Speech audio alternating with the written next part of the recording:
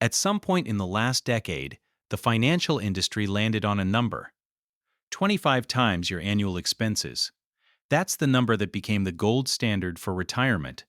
Put away 25 times what you spend each year, invest it in a diversified portfolio, and you can withdraw 4% annually indefinitely. Clean, logical, widely repeated, and for millions of people, completely useless as an actual answer to the question of when they can stop working. Here's why. The number is real, but the way most people apply it is wrong. They calculate it based on what they spend now, rather than what they'll actually need in retirement. They ignore healthcare inflation, which runs at twice the general rate. They don't account for the way spending actually changes across decades of retirement. They forget that taxes exist, and most critically, they pick a number that tells them when they mathematically can retire, not when they can retire in a way that feels secure. Those two things are not the same number. One is a financial threshold. The other is a psychological one, and you need both. Today I want to walk you through how to actually find your real retirement number. Not the back of the envelope version, but the one that genuinely accounts for how your life will work. And I want to show you why. For most people, the number they've been told to aim for is either too high, which keeps them working years longer than necessary, or slightly wrong in a way that creates a real shortfall later. Either mistake is expensive. Let's get into it. Start with what I call the layer cake approach to retirement expenses, because a retirement budget isn't flat. It has layers that activate and deactivate at different times.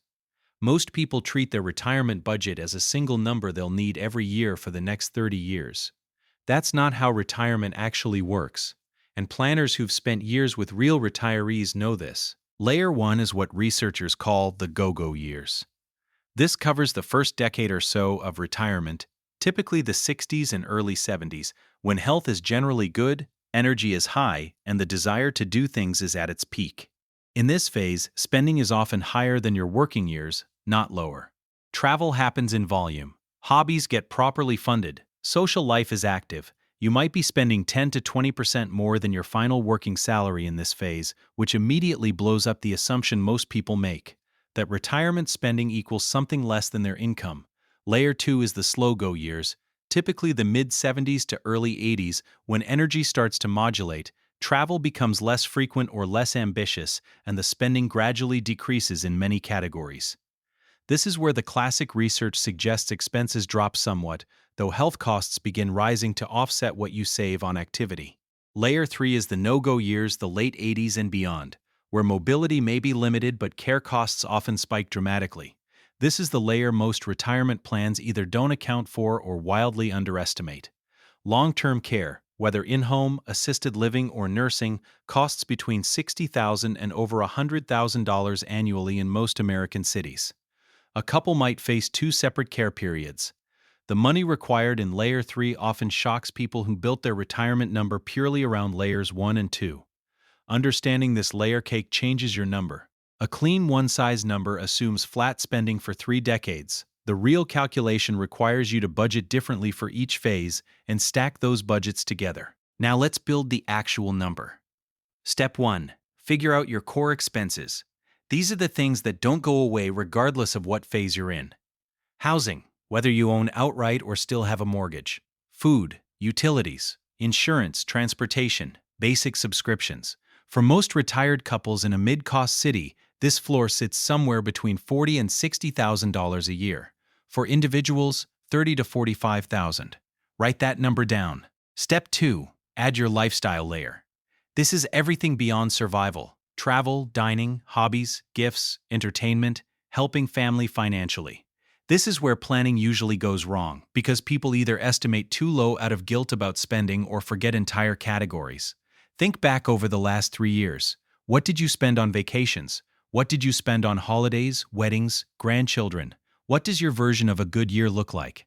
Add a realistic lifestyle layer to your core expenses. For most people, this adds another $20,000 to $40,000 annually in the go-go years. Step 3. Add healthcare. This is not optional, and it is not small.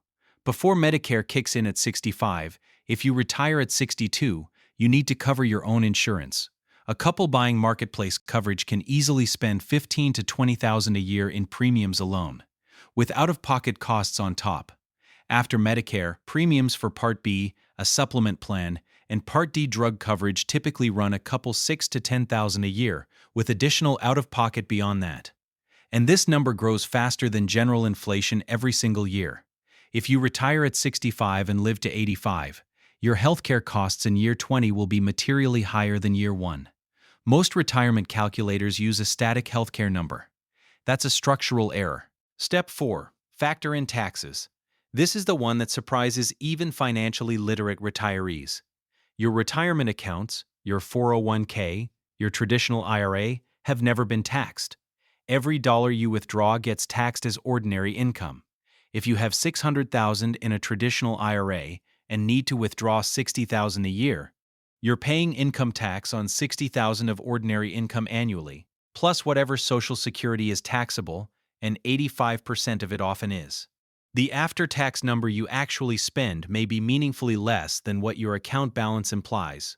Running your retirement number without accounting for the tax treatment of your accounts is like counting your gross salary instead of your take-home pay. Step 5. Factor Social Security strategically. Social Security is one of the most valuable financial assets most Americans have, and most people take it wrong. Claiming at 62 gives you the benefit, but at a permanent 30% reduction from what you'd get at 67. Waiting until 70, if you're healthy and can afford to, locks in a benefit that's 77% higher than the 62 amount, and it's indexed to inflation for life.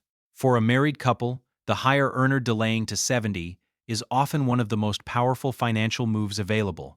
The survivor, whoever lives longest, keeps the higher benefit forever. If you plan to live into your 80s, which is statistically likely, waiting to claim is frequently worth several $100,000 over your lifetime. Your retirement number is substantially different depending on when you claim. Now let's put this together with what I call the real multiplier. The 4% rule, the one that gives you the 25 times calculation, was derived from research about a 30-year retirement. If you retire at 65 and live to 95, 30 years works. But if you retire at 62, you might need a 40-year portfolio. If you retire at 55, possibly 45. At longer timelines, the 4% rule gets more fragile, and many financial planners now recommend 3 to 3.5% withdrawal rates for early retirees. That means multiplying your annual need not by 25, but by 28 to 33. A significant difference. Here's a concrete example. Say your real annual need in retirement, core expenses plus lifestyle layer, healthcare taxes accounted for, is $85,000. At the 4% rule, your target is $2.125 million. But if your Social Security covers $30,000 of that annually once you claim, your portfolio only needs to generate $55,000 a year. At 4%, that's $1.375 million. The difference of $750,000 in portfolio size is why Social Security timing matters as much as it does, and why so many people aim for a number that's genuinely higher than necessary. The flip side is also real. If you have significant expected healthcare costs, a family history of longevity, long-term care you'll likely need, or a pension that doesn't exist, your real number may be higher than the simple math suggests. This is why the just multiply by 25 shorthand creates real risk. It captures the middle but misses the extremes, and retirement is a domain where being wrong in either direction is expensive. What's the right answer for you specifically? It's a number with these components stacked: your Layer 1 budget times roughly 10 years, your Layer 2 budget times roughly 10 years, a healthcare reserve that grows with inflation, a long-term care buffer or insurance policy, and your Layer 3 budget, all of it offset by Social Security and any pension income, calculated net of taxes. That's your number, not someone else's, yours. The people who stop working with real confidence aren't the ones who hit an arbitrary multiple. They're the ones who've done this specific math for their specific life and come up with a number they actually believe in. Because the question, can I retire, has a financial answer and a psychological answer, and they're the same number only if you've done the work to connect them. Let me give you one more layer on this. The role of flexibility in your number. One of the things that makes the 25 times calculation feel more precise than it is that it implies your spending in retirement will be fixed. It won't be. Retirement spending is one of the most dynamic variables in personal finance. Research consistently shows that retirees modulate their spending in response to market conditions, health changes, and shifting priorities, often without even deciding to. In a bad portfolio year, you naturally spend less. In a good year, you naturally spend more. When health declines, travel spending drops, and healthcare spending rises. When energy is high in the early years, activity spending is elevated. When grandchildren arrive, gift spending goes up. This natural flexibility is actually a financial asset, not just a lifestyle preference. Retirees who are willing and able to adjust spending down by even 10 to 15% in years when the portfolio performs poorly dramatically improve their portfolio's long-term survivability. The rigid spender who maintains the same dollar withdrawal regardless of portfolio performance is the one most at risk. The flexible spender who lives on what the good years provide and reins back slightly during bad years is the one who survives every market cycle. This means your target number can be somewhat smaller than a rigid calculation suggests, if you have real flexibility in your lifestyle. A retiree who can genuinely live on 20% less in down market years needs a smaller portfolio than one who cannot flex. How do you build in flexibility? By having discretionary spending as a distinct, significant category in your retirement budget rather than budgeting everything as essential. If 30% of your spending is discretionary, travel, entertainment, dining, gifts, then you have 30% of your budget that can flex down in bad years without affecting your basic quality of life. That flexibility is worth real money in terms of reduced portfolio risk. There's also a time dimension to this. Your number needs to account for the fact that different phases of retirement have different financial demands, and planning as if spending is flat across 30 years understates the complexity. Many financial planners now model a smile or U-shaped retirement spending curve. Higher spending in the active early years, modestly lower in the slower middle years, then a spike late if significant care is needed. The flat spending model that most retirement calculators use misses both the higher early spending and the care cost spike. If your number is built on flat spending assumptions, it likely underestimates what you actually need in the first decade and underestimates what you need in the last one, while overstating what you need in the middle. Getting your number right is iterative, not a one-time calculation. Do the initial build now, then revisit it annually, not to obsess over it, but to check whether actual spending is tracking the plan, whether your guaranteed income assumptions are still accurate, and whether your portfolio balance is consistent with your withdrawal rate and market conditions.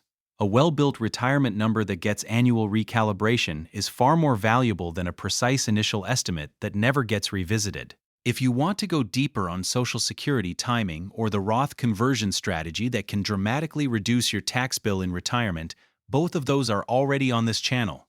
Leave a comment with the question you want answered next. And if this video gave you a clearer picture of your own number, subscribe. There's a lot more like this coming. There's also a generational context worth mentioning for 2026 specifically. The retirees making this calculation today are doing so in a higher inflation, higher interest rate environment than the decade that preceded it, and with Social Security's long-term funding picture somewhat uncertain. Though current law protects existing beneficiaries through at least 2035 and likely beyond with modest legislative adjustments. Planning in 2026 means accounting for these structural features of the environment that differ from the assumptions embedded in 30-year-old research. Higher baseline interest rates are actually somewhat favorable for retirement finance. They mean bonds generate more income and annuities offer better terms than in the near-zero rate environment of 2010 to 2020. Higher inflation requires more explicit hedging through inflation-indexed instruments and Social Security delay. A retirement number built for 2026 specifically, rather than derived from historical averages, needs to incorporate these environmental realities. The good news, the tools to do this are more accessible to individual investors today than at any prior point in history. Free planning tools, low-cost index funds, direct access to Treasury inflation-protected securities, transparent Social Security projections, the information and instruments are available. The work is building the number that actually fits your life in this specific environment. Do that work. The alternative is guessing, and guessing with retirement savings is a category of risk you don't need to take.